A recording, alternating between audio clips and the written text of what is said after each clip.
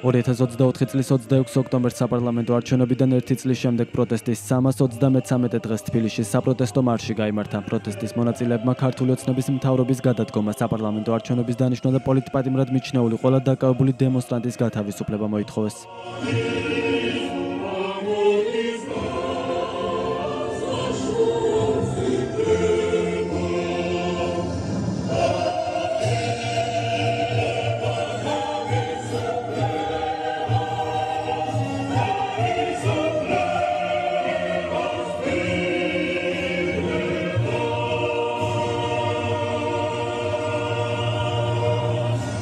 პროტესტის მონაწილეები თავდაპირველად რესპუბლიკის მოედანზე შეიკრიბნენ, შემდეგ კი მსვლელობით რუსთაველის გამზირზე აქციას შეუერთდნენ.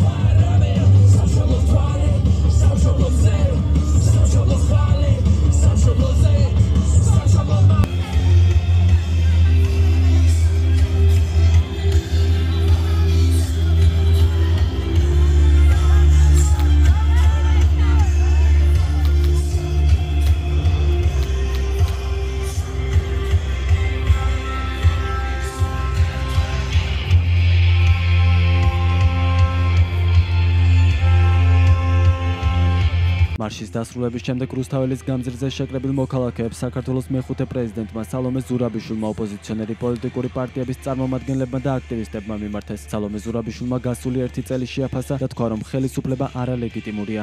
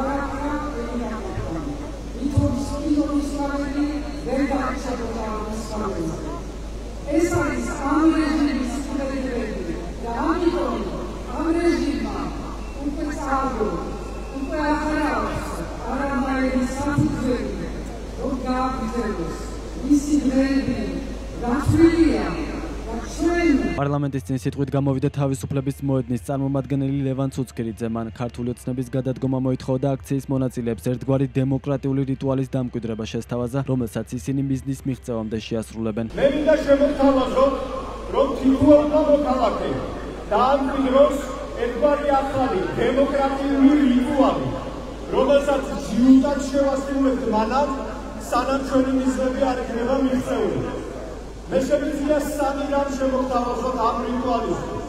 პირველი, თითოეულმა მოქალაქემ კვირაში 1 დღე მაინც აუცილებლად გაატაროს რუსთაველზე საპროტესტო წერაზე ან სხვა ქალაქებში.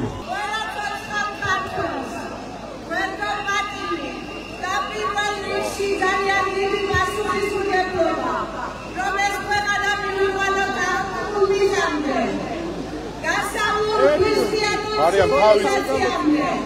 იქ სადაც ჩვენი სახლია, აქ შეკრებილებს განსაკუთრებულად გაქვთ აი ამ პასუხისმგებლობის შეგრძნება.